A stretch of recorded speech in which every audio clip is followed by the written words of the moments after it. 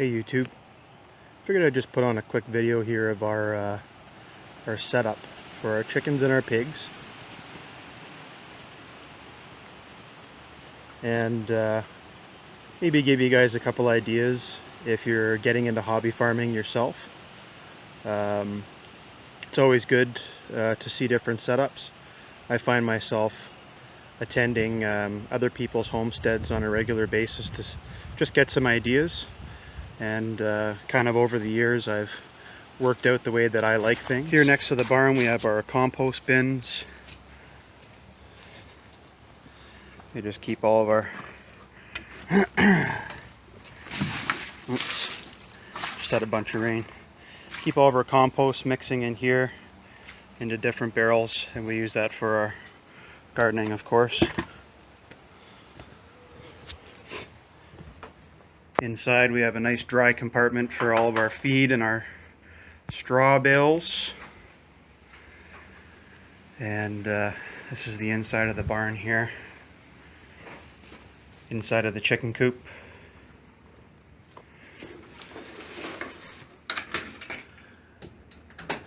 Nice and predator safe, or predator free, hopefully. Nesting boxes. So here we have the egg layers outdoor area, and this area here is about 15 by 15, and all this fencing here is the welded fencing. We use that so that predators can't get in, and this fence is dug 4 inches under the ground. And then what I have here is our PVC pipe door, which didn't cost me anything, some cedar cut right off the property. And just a double layer of chicken wiring.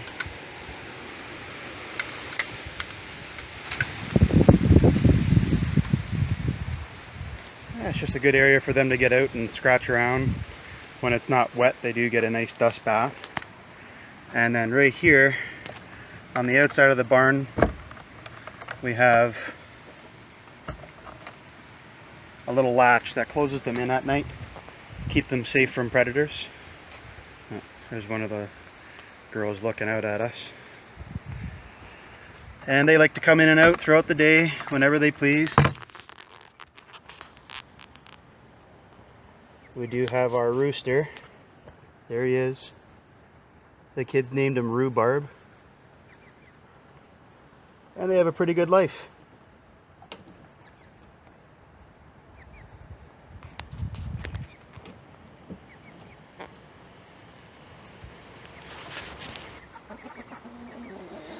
Now these birds are Plymouth Rock birds. They're a dual purpose breed. They still have the foraging capability in them. And they're quite a docile bird. They're a really nice bird to have. Very people and kid friendly, and we're using these here for eggs, minus the rooster, of course, which we hope to fertilize our own eggs at some point as well.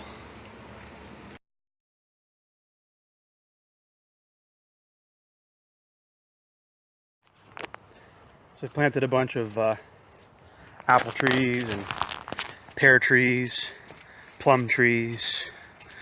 Our eventual goal here is a lot of this silver pasture here. We'd like to turn into some more of this actual pasture. Here we have a chicken tractor that's based off of Joel Salatin's model. And we keep our heavy dual purpose meat birds in here. These meat birds here take 15 weeks. 5, 6, 7, 8. Okay, these birds here take about 15 weeks to reach maturity rather than the Cornish cross, and they're quite a healthy bird. They have a nice firm dark meat, but the whole idea of this is to keep it predator proof, and we move this along day by day. They've got their water, they've got their food, they've got everything they need, and every day that we move this here along, they get some nice fresh diaper, nice fresh pasture, bugs to pick at, and they lead quite a happy life in here. As you can see, these are some of the old spots that we've dragged them along, and as they go, they're fertilizing our grass for us, giving it the much needed nitrogen. So this here was the first spot that they were at, and as you can see, it's already overgrown. So these girls here have another couple weeks and they'll be in the freezer.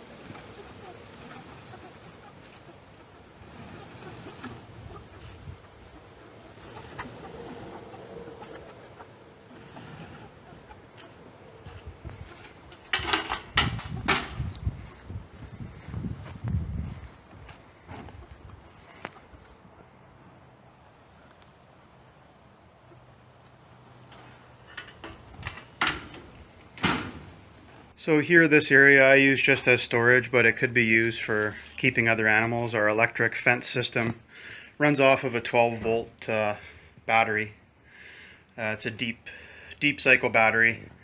It's a 3.1 joules, and we're using that to train up our gilts here.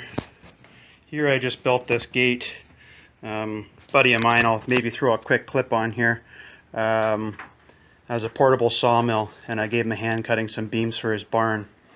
And so anyways, still have the pile out here, as you can see, and we've been using that for the fencing. But in here is where we keep the gilts. They're still a little bit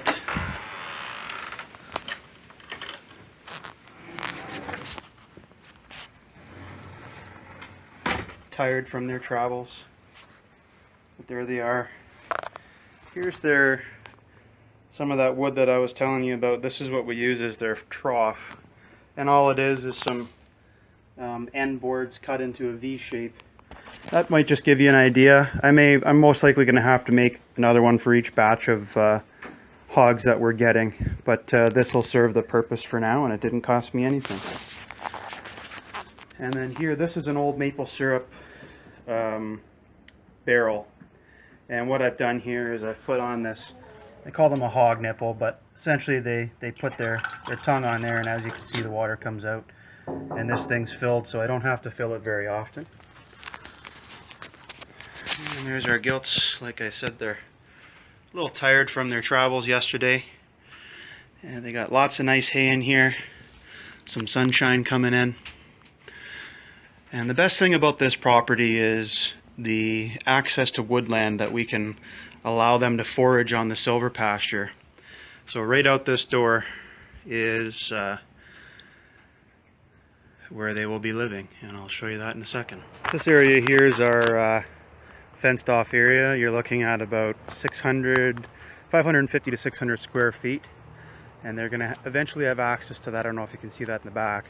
These here are all the rough cut boards, mainly pine, and I've got 3 strands of what you can see here are the electrical 16 gauge wire. So that runs 4 inches off the ground, about 4 to 6 inches off the ground on the bottom, and then another about 8 inches above that, and another 12 inches above that. And for now, I'm training them on the hot wire here. I'm actually in the process of setting that up now.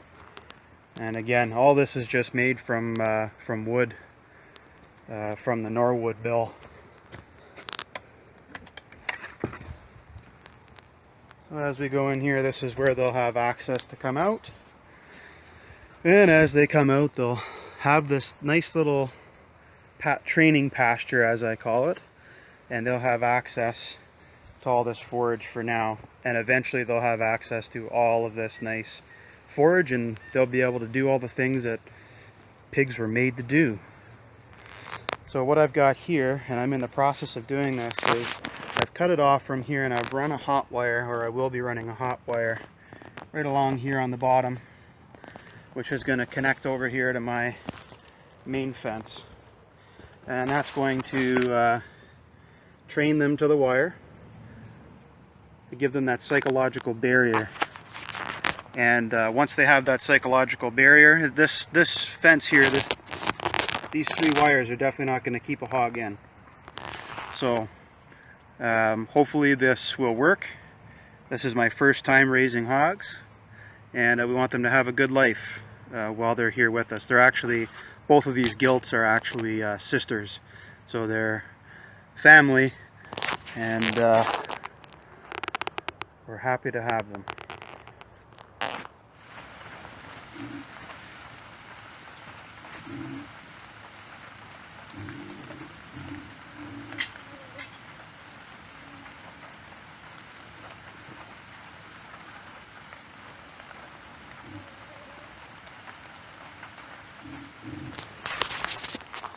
So before I let them out, I'm just going to put my volt tester on here, check how many volts I have. 3.1 joules, I'm looking at approximately 4,000 to 5,000 volts. So we'll see what it looks like here. And I usually test this at, I want to make sure that that's in the ground there first. Usually test this at a couple different intervals. Here we go. 5,000 volts top. 5,000 volts bottom.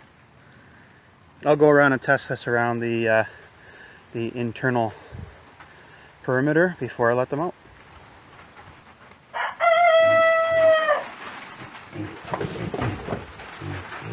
Okay.